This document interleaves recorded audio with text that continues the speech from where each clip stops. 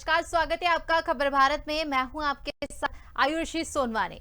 मध्य प्रदेश में 347 निकायों में चुनाव संपन्न होने के बाद अब निर्वाचन आयोग का पूरा ध्यान शेष बचे 18 जिलों के 40 नगरीय निकायों पर है। इन स्थानों पर वोटिंग 27 सितंबर को सुबह 7 बजे से शाम के 5 बजे तक होगी। मतगणना 30 सितंबर को सुबह 9 बजे से होगी और इस दिन परिणाम भी घोषित हो जाएंगे।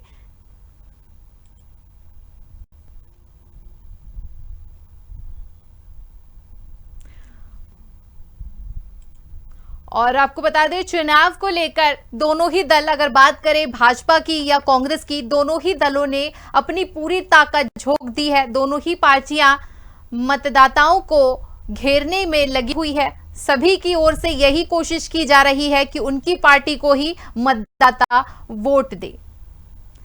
हालांकि रिजल्ट आने के बाद ही पता चलेगा कि जनता ने किसका साथ दिया है। तो मध्य प्रदेश के 18 जिलों में नगरीय निकाय चुनाव होना है, जिसको लेकर तैयारियां शुरू हो गई है। दोनों ही पार्टी के कद्दावर नेता मैदान में उतर गए हैं और सभी अपने अपने समर्थकों के लिए वोट मांगते दिखाई दे रहे हैं।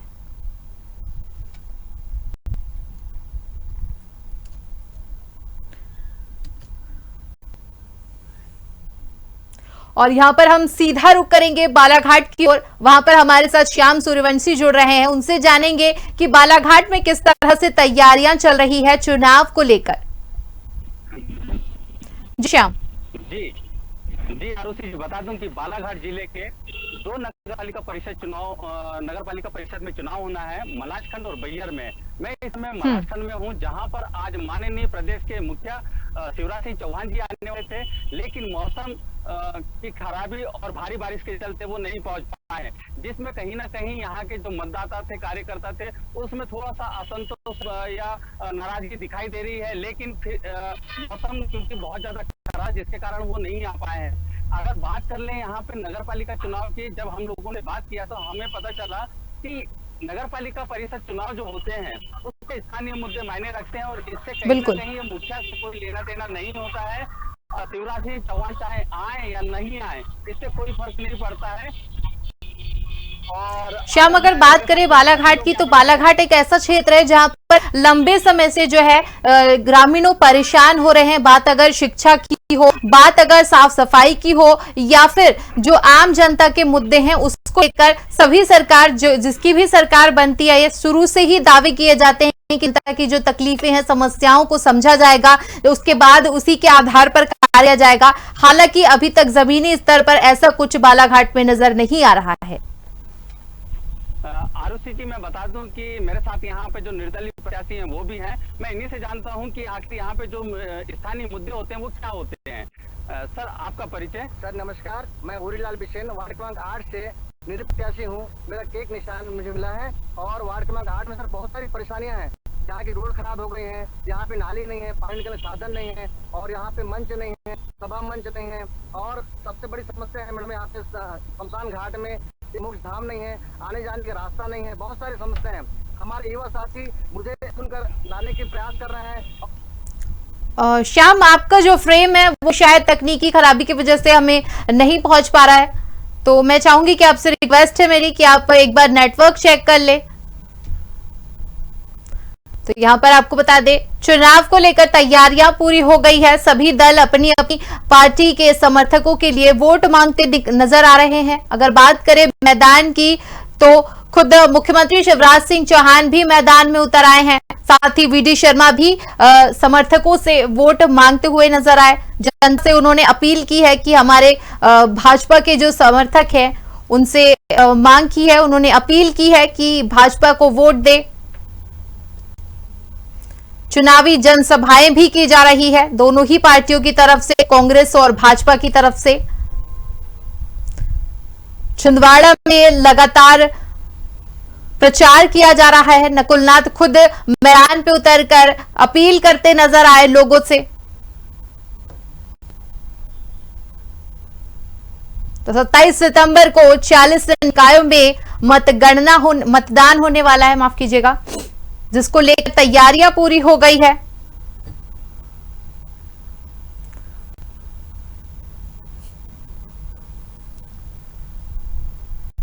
और सुरक्षा की बात अगर करें तो सुरक्षा व्यवस्था को लेकर भी प्रशासन पूरी तरह से तैयार है, सारी व्यवस्थाएं की गई हैं।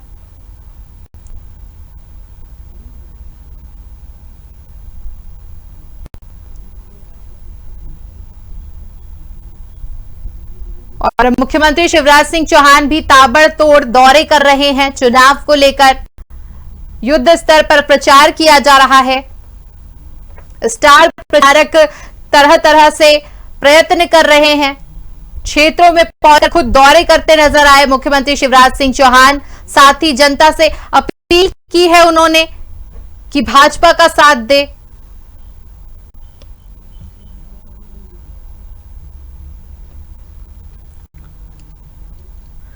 और आपको बता दें, बुधवार को मुख्यमंत्री शिवराज सिंह चौहान, प्रदेश अध्यक्ष विष्णुदत्त शर्मा और संगठन महामंत्री चुनावी दौरे पर रहे। मुख्यमंत्री शिवराज सिंह चौहान शहडोल, उमरिया और अनूपपुर जिले के दौरे पर दिखाई दिए थे।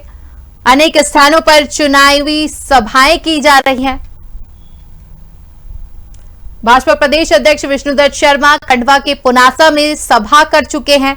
इधर संगठन महामंत्री हितानंद ने बैतूल, शहडोल और अनूपपुर में भाजपा कार्यकर्ताओं की बैठक भी ली। कुल मतदाता 8,42,515 है।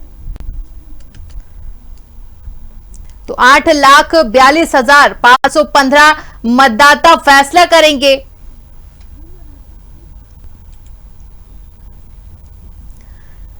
आपको बता दें, 17 नगर पालिका परिषद और 29 नगर परिषद में आम निर्वाचन होना है। इनमें से 6 नवगठित नगर परिषद है। कुल वार्डों की संख्या 814 और कुल मतदाता केंद्रों की संख्या 1,212 कुल मतदाता है। 8,42,515। इनमें से 4,25,370 पुरुष है, जबकि 4,17,079 महिला एवं 66 अन्य मतदाता है। इन नगरीय निकाय में चुनाव होने जा रहे हैं। जिला सागर की नगर परिषद कर्रापुर, नगर पालिका परिषद खुर्रई, गढ़ाकोटा, सिंगरौली की नगर परिषद सरई, बरगवा, शहडोल की नगर परिषद बुढ़ार, जयसिंह नगर नगर पालिका परिषद शहडोल, अनूपपुर की नगर परिषद बरगवा।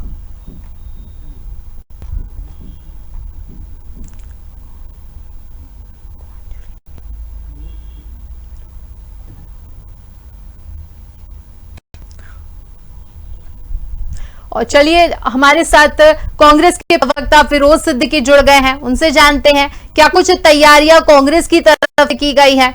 लगातार चुनाव को लेकर जो है प्रचार किया जा रहा है, भाजपा की तरफ से भी और कांग्रेस की तरफ से। ऐसे में जब युद्ध स्तर पर प्रचार किए जा रहे हैं, ऐसे में कांग्रेस की क्या तैयारी है?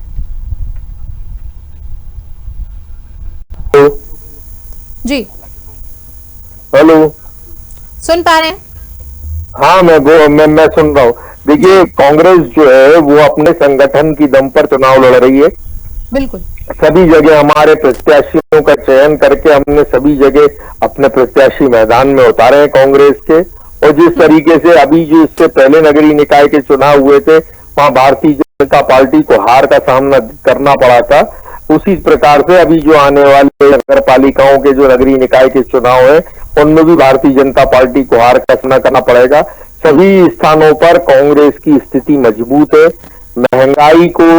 महंगाई, बेरोजगारी, सरकार में व्याप्त भ्रष्टाचार, किसानों की बुरी स्थिति, युवाओं के साथ जो नाइंसाफी भारतीय जनता पार्टी की शिवराज सरकार की रही है, उसको लेकर सभी लोग आक्रोशित है और कांग्रेस पार्टी को लोग जिताना चाहते हैं। कांग्रेस पार्टी जो है अच्छे बहुमत के साथ सभी स्थानों पर जीतेगी, ये कांग्रेस का विश्वास है। माननीय कमलनाथ जी का नेतृत्व है, उसको लोग सराहना कर रहे हैं। उनकी जो 15 महीने की सरकार थी, उसकी लोग सराहना कर रहे हैं।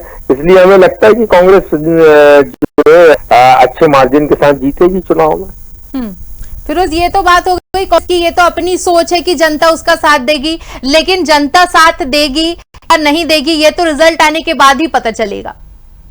देखिए, ये तो हम तो जो अभी पिछली स्थिति थी, हम उसी की बात कर रहे हैं। भारतीय जनता पार्टी के हाथ से कितने सारे नगर निगम हाथ से फिसल गए, जिस तरीके से भारतीय जनता पार्टी ने सत्ता का दुरुपयोग करके जगह जगह अपने कांग्रेस के प्रत्याशियों को लेके अपने प्रत्याशी बताने की कवायद की, वो सबके सामने है। और अभी भी भारतीय जनता पार्टी से सवाल है कि किस मुद्दे को लेकर वो चुनाव मैदान में है, कौन सा ऐसा मुद्दा है जो उसको जिता देगा, ये भारतीय जनता पार्टी को भी नहीं पता। वो अपनी वो उनके पास प्रचार में हेलो जी जी वो अपने बात करें यहाँ पर तो भाजपा की तरफ से भी युद्ध स्तर प्रचार किया जा रहा है। मुख्यमंत्री शिवराज सिंह चौहान खुद प्रचार करने के लिए उतर गए हैं। बात करें कांग्रेस की तो कमलनाथ के द्वारा भी लगातार प्रचार किया जा रहा है, जनता से अपील करते हुए नजर आ रहे हैं। बात करें अगर आज की ही तो छिंदवाड़ा में भी नकुलनाथ सांसद के द्वारा लगातार अपील की जा रही है। क्या लगता है आपको? कांग्रेस तो अपना काम कर रही है, माननीय कमलनाथ जी हो या नकुलनाथ जी हो, बाकी के हमारे सभी नेता हैं वो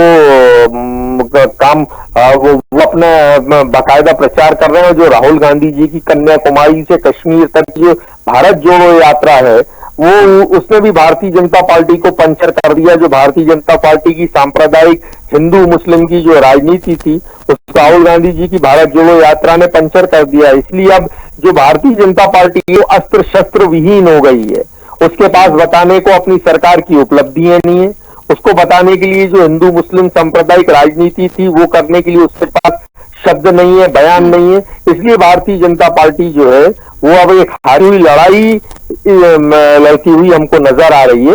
और आप देखिएगा कि जब चुनाव का रिजल्ट परिणाम आएंगे तो भारतीय जनता पार्टी स्वयं हाथ पर हाथ रखे बैठी होगी और आंसू बहा रही होगी और प्रयासरत रहेगी कहीं कांग्रेस के लोगों को तोड़ के वो ये दिखाने की चेष्टा करे कि उसने कुछ नगरीय निकाय जीत ली है। चलिए, भाजपा के पास विकास के मुद्दे हैं या नहीं है ये तो खैर भाजपा की अपनी नीति है, लेकिन अगर बात करें कांग्रेस की तो कांग्रेस ने अपने काल में ऐसा कौन सा विकास कर दिया जिसकी वजह से आप कह रहे हैं कि जनता कांग्रेस का ही साथ देगी? 27 लाख किसानों को कर्जे माफ किए, विधवा पेंशन को 300 से बढ़ाकर 600 किया। तो ये जो मुद्दे हैं ये क्या भारतीय जनता पार्टी के गले की हड्डी नहीं बनने वाले हैं? हमने 1000 गौशालाओं का निर्माण किया, ये सबके सामने है। हम लोगों ने, अगर आप नगरीय निकाय की बात करें तो मेट्रो चल रही है जगह मेट्रो लिए दो भोपाल और इंदौर में आज मेट्रो का निर्माण हो रहा है। हमने ना पेयजल समस्या को लेकर काम की। तो ये जो मुद्दे हैं जनता के सामने, उनको पता है कि 15 महीने की सरकार में एक सरकार का जो कार था वो दुनिया के लोगों के बीच में हुआ करता था। कमलनाथ जी की सरकार लोगों के दरवाजे वो घर घर हुआ करती थी। और ये जो सरकार है शिवराज सिंह जी की, ये सिर्फ घोषणाएं करती है, महंगाई थोपती है, भ्रष्टाचार करती है और इनके पुलिये बनाए हुए बंद डैम सब बह जाते हैं पानी में। तो ये सबको पता है कि ये सिर्फ मात्र भ्रष्टाचार की सरकार है। इसलिए लोग भारतीय जनता पार्टी को क्यों वोट देंगे? भारतीय जनता पार्टी की बात ना वो सरकार में है कि उनकी डबल इंजन की सरकार से जनता को क्या लाभ हो रहा है, भाजपा को बताना चाहिए। चलिए, तो हमारे साथ जुड़ने के लिए बहुत बहुत धन्यवाद फिरोज जी आपका। यहाँ पर हमने बात की कांग्रेस के प्रवक्ता से, जैसा कि उन्होंने बताया कि उनकी यही उम्मीद है कि जनता कांग्रेस का साथ देगी। हालांकि जनता किसका साथ देती है ये तो रिजल्ट आने के बाद ही पता चलेगा। यहाँ पर हम रुक कर लेते हैं बालाघाट का। श्याम सूर्यवंशी हमारे साथ जुड़े हुए हैं, उनसे जानेंगे बालाघाट में क्या कुछ तैयारी है चुनाव को लेकर, वो कौन से जनता के मुद्दे हैं जिसको लेकर चुनाव लड़ा जाएगा, जनता किसका साथ देती है, किसकी वहां पर नजर आ रही है। जी, जैसे कि क्रांति प्रिया जी श्याम सुन पा रहे हैं? जी आरुषि जी, जैसे कि मैं बता दूं आज शिवराज सिंह चौहान जी आने वाले थे, लेकिन मौसम की खराबी के चलते वो मलाजखंड नहीं पहुंच पाए। अगर भी यहाँ पहुंच पाते तो शायद बीजेपी की जो लहर चल रही थी उसमें और इजाफा हो सकता था। लेकिन कहीं ना कहीं अब इसके नहीं आने से निर्दलीय और कांग्रेस को इसका फायदा मिलेगा। हमारे साथ यहाँ पर बालाघाट की तो बालाघाट में कई क्षेत्र ऐसे हैं जहां पर विकास के नाम पर सिर्फ लीपापोती कर दी गई है, खाना पूर्ति कई नजर आ रहे हैं। कई सालों से विकास के नाम पर सिर्फ और सिर्फ खाना पूर्ति ही की जा रही है, जिसको लेकर लगातार शिकायतें जनता के द्वारा की जा रही है। हमारे द्वारा कई बार इसकी जो खबरें हैं वो प्रसारित की गई, लेकिन बावजूद इसके वहां पे जो अधिकारी हैं उनका जो है कोई सीरियस यहाँ पर रवैया अभी तक नजर नहीं आ रहा है। क्या लगता है आपको, जनता कौन से ऐसे मुद्दे हैं जिसको लेकर सामने आएगी? आपको बता दें कि जब चुनाव आता है तो जब जो बड़ी पार्टियां होती है वो कई प्रकार के अपने लुभावने वादे करती है, जिसमें कहीं ना कहीं मतदाता आ जाते हैं। लेकिन समय के साथ साथ अब मतदाता जागरूक हो चुके हैं। अब यहाँ पे जो परिणाम आ रहे हैं वो चौंकाने वाले आ रहे हैं। यही कारण है कि जो स्थानीय नेता होते हैं, जब उनकी छवि उतनी नहीं रह पाती तो बड़े नेताओं को आना पड़ता है। नगर परिषद जैसे कि मलाजखंड एक छोटी जगह है, बैहर छोटी जगह है, उसके बावजूद माननीय मुख्यमंत्री जी को यहाँ आना पड़ा है, ये बहुत बड़ी बात होती है। मेरे साथ यहाँ पे जो निर्दलीय प्रत्याशी यहाँ पे पार्षद के लिए खड़े हैं, मैं उनसे चर्चा करना चाहूंगा। जो स्थानीय मुद्दे होते हैं वो क्या मुद्दे हैं यहाँ पे? सर जी नमस्कार, मैं उरीलाल बिसेन वार्ड क्रमांक 8 से उम्मीदवार हूँ, निर्दलीय उम्मीदवार हूँ और मुझे केक निशान मिला है। और सबसे बड़ी बात है सर, बहुत सारी समस्या है हमारे वार्ड में। मतदाता हमारे माता बहनें, एक तो सड़क जहाँ बनी थी वो सब टूट चुकी है, सीसी रोड टूट चुकी है, नालियाँ नहीं है, पानी निकलने का साधन नहीं है। और हमारे मतदाताओं, कई लोग के आधार कार्ड साथ साथ राशन कार्ड में नाम नहीं जुड़ा है, राशन नहीं मिल रहा है, बहुत सारी समस्या है। किसी को जो 5,000 अंत्येष्टि के लिए मिलता है, आज 8 महीने हो गए। एक माता जी के यहाँ पहुंचा, उनने बताया कि 8 महीने से मेरे पति चले गए हैं, मतलब स्वर्गवास हो गया है, लेकिन अंत्येष्टि का 5,000 नहीं मिला। मैं उनके लिए बात किया हूँ नगर पालिका में, लेकिन बहुत सारे ऐसे 8 साल से कोई विकास नहीं हो रहा है मैडम, और बहुत सारी समस्या है सर।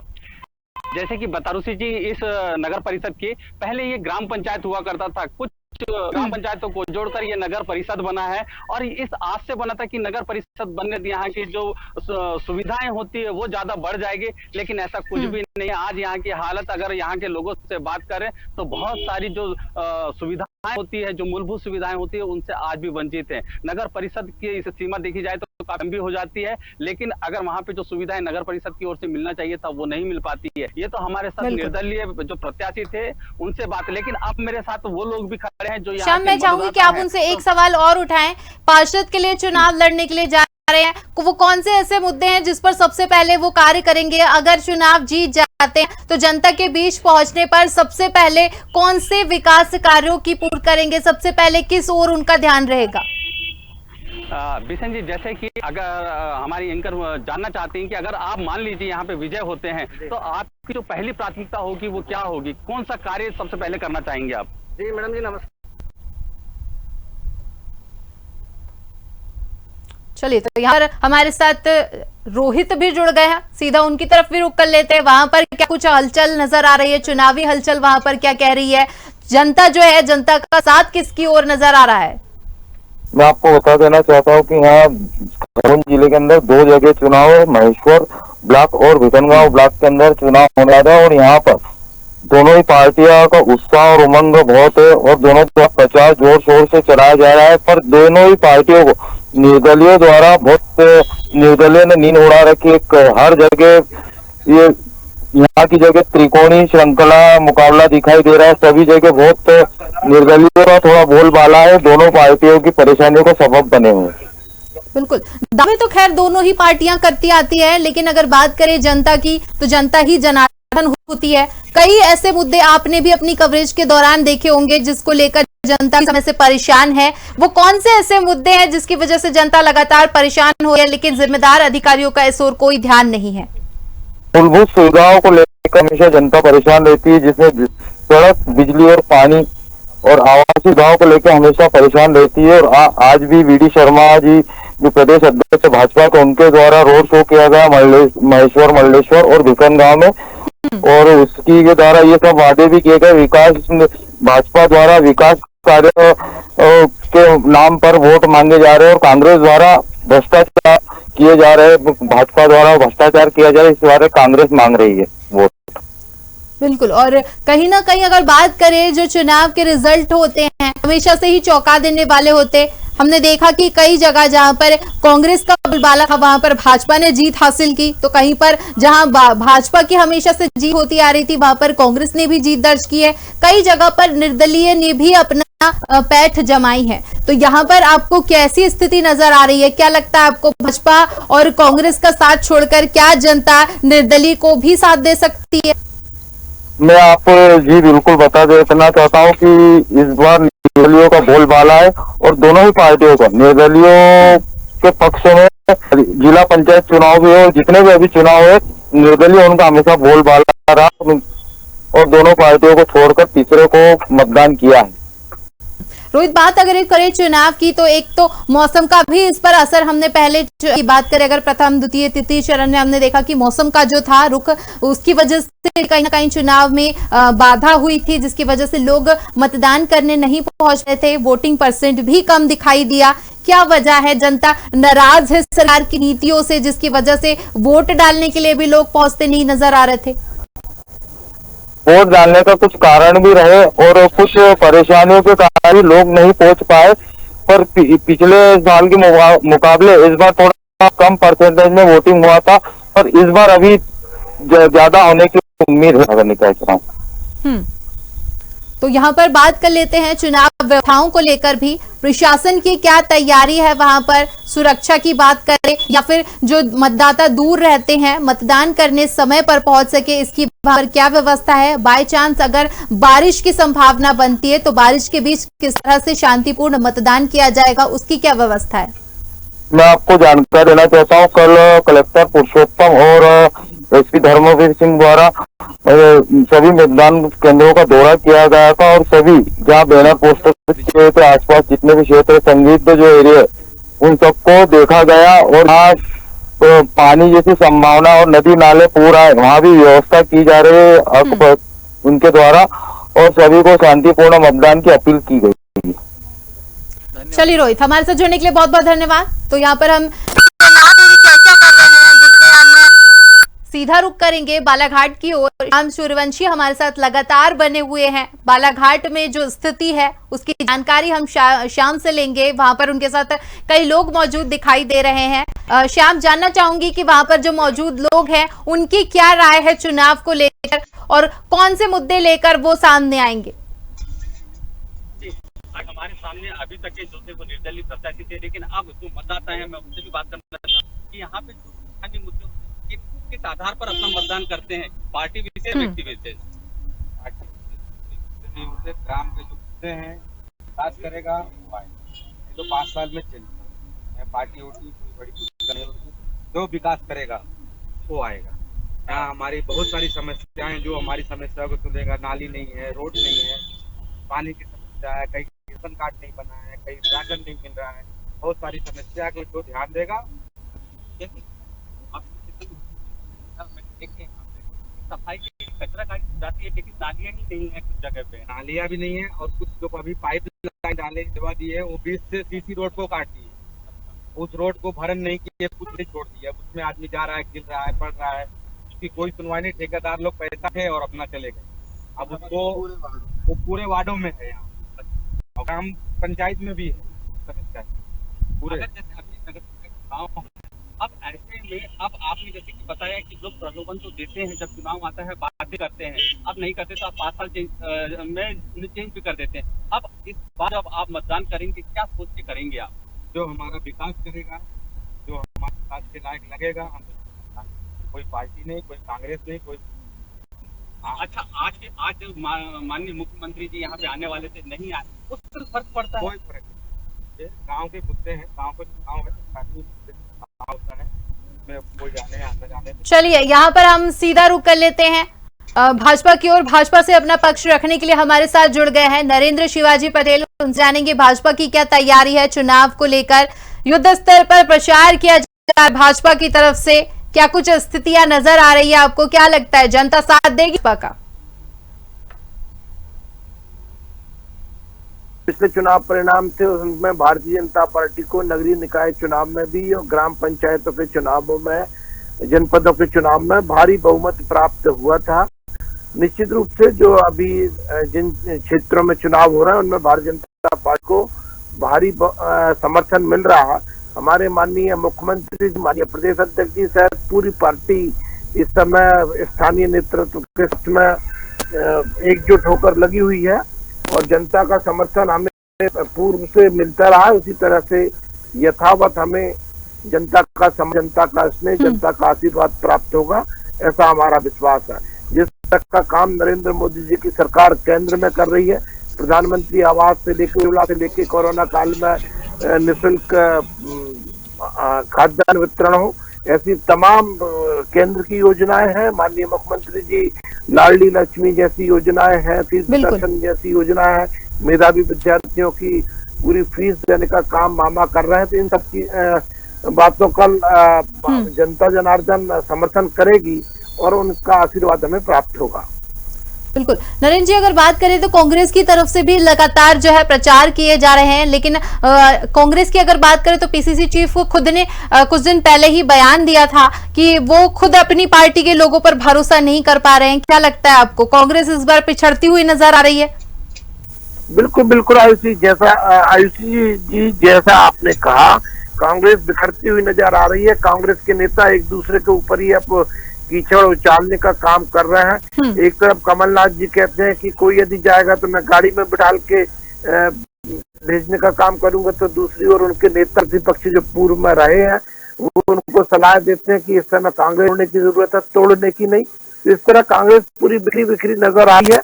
और जिस तरह से अभी हम देख भी रहे हैं, राष्ट्रीय स्तर पे भी उनके चुनावों में जिस तरह का राष्ट्रीय अध्यक्ष के चुनाव में हास्यास्पद वातावरण हुआ, उससे मेरे को लगता है कि कांग्रेस राष्ट्रीय स्तर से लेकर स्थानीय स्तर तक पूरी बिखरी बिखरी हुई है। और उनके जो मैदानी कार्यकर्ता अब वे भी कांग्रेस के साथ नहीं रहना चाहते।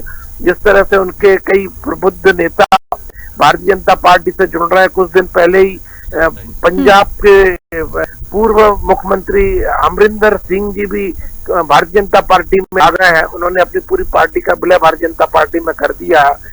अभी कुछ दिनों पहले गुलाम नबी आजाद जी ने जिस तरह का बयान दिया है, तो मैं समझता हूं कि कांग्रेस तो पूरी बिखरी बिखरी हुई है। और भारतीय जनता पार्टी की ओर नेता भी आशा की नजरों से देख रहे हैं और जनता जनार्दन भी भारतीय जनता पार्टी को भरोसा भी करती है और भारतीय जनता पार्टी पर विश्वास भी करती है कि भारतीय जनता पार्टी देश का कल्याण कर सकती है, जन कल्याण की योजनाएं चला सकती है, भारत माता को पर ले जा सकती है। जी, बात अगर चुनाव की करते हैं तो चुनाव में हमेशा से ही तीसरे विकल्प की भी गुंजाइश रहती है। अगर बात करें आपकी, तो आपकी तरफ से भी दावे किए जा रहे थे, लेकिन ऐसा जो होता हमने पिछले चुनावों में नहीं देखा, क्योंकि जहां पर भाजपा के द्वारा दावे किए गए थे कि जीत मिलेगी, तो निश्चित तौर पर भाजपा को वहां पर जीत भी मिली। तो इस बार भी स्थिति कुछ ऐसी ही नजर आ रही है, एक तरफा रिजल्ट आने की उम्मीद लग रही है। बिल्कुल निश्चित रूप से देखिए, जिस तरह का जन समर्थन भारतीय जनता पार्टी को मिलता है उससे स्पष्ट हो रहा है कि भारतीय जनता पार्टी के पक्ष में इस तरफा चुनाव परिणाम आएंगे। जो गत चुनाव हुए थे उनमें भी भारतीय जनता पार्टी को लगभग एक तरफा ही चुनाव परिणाम आए थे भारतीय जनता पार्टी के पक्ष में। तो इसी तरह के परिणाम भी आने चुनावों में होंगे। आपने तीसरे विकल्प के बारे में बात कही, ये सच है, चूंकि कांग्रेस जैसे खत्म हो रही है, विपक्ष की भूमिका निर्वाह नहीं कर पा रहा है, तो जनता तीसरे विकल्प को भी खोज रही है, तो केवल विपक्ष के रूप में खोज रही है। सत्ता पक्ष के लिए उसने भारतीय जनता पार्टी को चुन रखा है और भारतीय जनता पार्टी का नेतृत्व जिस तरह से काम कर रहा है, अभी वर्षों तक मैं समझता हूँ कि सत्ता के लिए भारतीय जनता पार्टी को जनता जनार्दन का आशीर्वाद मिलता रहेगा। नरेंद्र जी, बात करें अगर कांग्रेस की, तो कांग्रेस की तरफ से लगातार भाजपा पर आरोप प्रत्यारोप लगाए जा रहे हैं। अगर बात करें पोषण आहार वाले मामले की बात करें या अन्य मामलों की बात करें, तो इस पर भाजपा की क्या राय है, क्या कहना चाहेंगे? बिल्कुल जी आयुषी जी, देखिए जब ये पोषण आहार का मुद्दा आया और जब उसकी जांच हुई तो पता चला कि जो कांग्रेस के 15 महीने का कार्यकाल था उसके दौरान में गड़बड़ हुई है। अधिकतर जितने भी जो तथ्य उछाले गए थे वो पूरे कमलनाथ जी की सरकार के दौरान थे। उल्टा चोर कोतवाल को डाले जैसी स्थिति थी। और भारतीय जनता पार्टी की सरकार तो बहुत सख्त है, किसी को बख्शने के में विश्वास करते। भारतीय जनता पार्टी की सरकार में चाहे कोई राजनीतिक पार्टी से जुड़ा हुआ हो, चाहे सरकारी मुलाजिम हो, किसी के को भी छोड़ने के पक्ष में नहीं रखती। भारतीय जनता पार्टी सख्त कार्रवाई करती है। तो निश्चित रूप से ये चाहे ये मुद्दे हो चाहे और भी कोई यदि ऐसी समस्याएं आती हैं तो उनके लिए देखिए कितना मुख्यमंत्री जी ने सख्त कदम, केवल विद्यार्थियों से गलत व्यवहार करने पर एसपी को हटा दिया, कलेक्टर को हटा दिया झाबुआ में। मैं समझता हूँ कि ऐसे बिरले उदाहरण तो लोकतंत्र में देखने को पहले कभी नहीं मिलते थे, लेकिन आज हमको देखने को मिल रहा है कि केवल विद्यार्थी पॉलिटेक्निक के विद्यार्थियों से गलत बात करने के लिए माननीय मुख्यमंत्री जी ने उनको पहले वहां से ट्रांसफर किया, बाद में निलंबन भी कर दिया। तो निश्चित रूप से ये लोकतंत्र की सही रक्षा करने का काम भारतीय जनता पार्टी का नेतृत्व कर रहा है। चलिए नरेंद्र जी, पूरी चर्चा के लिए हमारे साथ जुड़ने के लिए बहुत बहुत धन्यवाद। तो यहाँ पर हमने जाना कि किस तरह से भाजपा का जो बोलबाला नजर होता नजर आ रहा है, कुछ ऐसी ही स्थिति बनती पिछले चुनाव में भी हमने देखी है। हालांकि इस बार क्या स्थिति होगी ये तो रिजल्ट आने के बाद ही पता चलेगा। यहाँ पर हमारे साथ मनीष हम जुड़ रहे हैं, उनसे जान लेते हैं उनके क्षेत्र में जो है चुनाव को लेकर क्या हलचल नजर आ रही है, जनता किन मुद्दों को लेकर सामने आएगी और किसका साथ नजर आ रहा है, जनता का साथ किसको मिलता नजर आ रहा है। अलीराजपुर से हमारे साथ मनीष जोशी जुड़े हैं। जी मनीष। जी को आयुषी बताना चाहूंगा, अलीराजपुर जिले में अलीराजपुर नगर पालिका, जोपट नगर परिषद और भाभरा नगर परिषद में 27 सितंबर को ये चुनाव होने जा रहा है। मतदाता बिल्कुल साइलेंट मोड में है, कुछ कहने को तैयार नहीं है और प्रत्याशी डोर टू डोर उनके यहाँ एक जाता है, एक आता है, एक जाता है, एक आता है।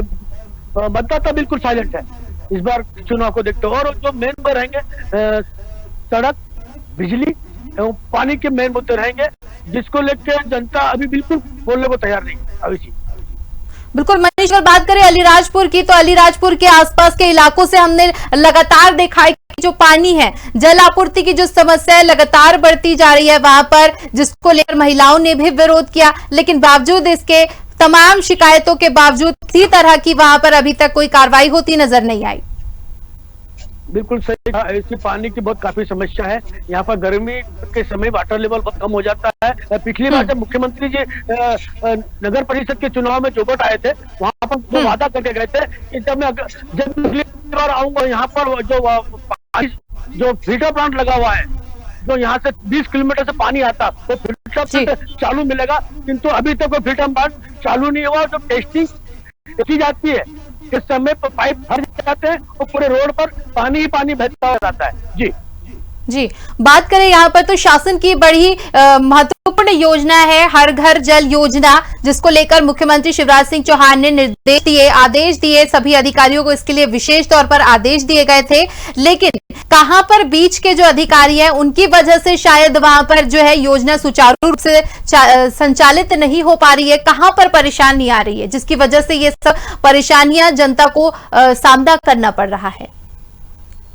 बिल्कुल सही कहा मुख्यमंत्री जी और आला मुख्यमंत्री जी तो अपना काम कर रहे हैं, किंतु जो बीच की कड़ी है आला अधिकारी वो इस ओर ध्यान नहीं दे रहे हैं। मुख्यमंत्री पेयजल योजना के अंतर्गत कई घरों पर नल कनेक्शन नहीं हुए और जहाँ नल कनेक्शन हुए भी हैं वो पानी का प्रेशर इतना रहने के कारण वो पाइप फट जाता है और पूरा रोड पे पानी पानी हो जाता है। जी चलिए, और यहाँ पर हमारे साथ जुड़ने के लिए बहुत बहुत धन्यवाद। यहाँ पर सीधा रुक कर लेते हैं बालाघाट की ओर। बालाघाट में श्याम हमारे साथ बने हुए हैं। श्याम, वहां पर आपके साथ और भी लोग मौजूद हैं, कौन से मुद्दे हैं उनके जिसकी वजह से लगातार जनता परेशान हो रही है बालाघाट में? जैसे कि बार बार यहाँ सर्वर का थोड़ा दिक्कत जा रहा है, जिसके कारण हमारी बात नहीं हो पा रही है। मेरे साथ से यहाँ पे जो निर्दलीय प्रत्याशी हैं उनसे मैं, जैसे कि आपने बोला था कि उनसे बात करिए कि अगर ये जीत के आते हैं तो क्या चीज जो प्राथमिकता रहेगी, कौन सी वो चीज है जिसको पूरा करना चाहेंगे। नगर पालिका परिषद तो मैं सबसे पहले आम जनता को बधाई दूंगा और उसके बाद जो नगरीय निकाय की जो काम करना है, सबसे पहले तो जो सड़क टूट चुकी है उसका निर्माण करवाना है, नालियाँ नहीं है नालियाँ बनवाना है, पानी का एक साधन नहीं है यहाँ पे लोगों के पास, जो पानी निकल जाए अब गंदगी दूर हो जाए। गंदगी बहुत सारी फैली हुई है और सबसे बड़ी बात है शमशान घाट में मोक्ष धाम नहीं है, वहाँ रास्ता नहीं है, रास्ता बनवाना है। उसके बाद छोटा सा बच्चों के लिए गार्डन नहीं है, हम गार्डन बनाने के लिए सोच रहे हैं। तो सब युवक साथ में विजय बनाते हैं और मतदाता अपना मतदान बहुमत वोट देकर के मुझे जीत कर पहुँचाते हैं, तो सभी लोग के साथ हम अच्छा विकास करेंगे और इस वार्ड का अच्छा चकाचक करके विजय बनाएंगे। आरुषि, जैसे बता रहे हैं भाई साहब कि यहाँ पे मोक्ष धाम नहीं है, रोड नहीं है, नाली नहीं है, तो एक सवाल होता है कि आज जब यहाँ पे बीजेपी के पहले पार्षद थे, यहाँ पे सरकार रह चुकी होगी, प्रदेश में सरकार रह चुकी है, केंद्र में सरकार रह चुकी है, जैसे अभी आपके प्रवक्ता नरेंद्र जी बोलते हैं यहाँ पे भारतीय जनता पार्टी के कि हम बहुत अच्छी जीत लेकर आ रहे हैं, अच्छी बात, अच्छी जीत लेकर आई है। लेकिन जब प्रदेश में जिसकी सरकार हो, केंद्र में सरकार हो और उसका पार्ट हो और वहां तक के शासन की योजना नहीं पहुंच पा रही है, यहाँ भी एक गंभीर समस्या है। इस पर ध्यान देने की जरूरत है। बहुत अच्छी बात है, भारतीय जनता पार्टी बहुत अच्छा काम कर रहे, बहुत आगे बढ़े, ये हमारी शुभकामनाएं हैं। लेकिन आज निर्दलीय प्रत्याशी कहीं ना कहीं उन्हीं मांगों को लेकर जो वर्षों पहले हुआ करती थी, रोड, बिजली, पानी को लेकर, और आज भी वही मुद्दे हैं। यह गंभीर समस्या है कि देश की आजादी को आज 75 वर्ष हो गए हैं, अमृत महोत्सव मना लिए, उसके बावजूद भी जो समस्या है, जिन मुद्दों को लेकर आज से पहले चुनाव लड़े जाते थे, आज भी वही मुद्दे लेकर चुनाव पर लड़े जा रहे हैं। चलिए, आप सभी का हमारे साथ जुड़ने के लिए इस खास कार्यक्रम में बहुत बहुत धन्यवाद। तो यहाँ पर खबर भारत के इस खास पेशकश में फिलहाल इतना ही। आप बने रहिए खबर भारत के साथ। मुझे दीजिए इजाजत। नमस्कार।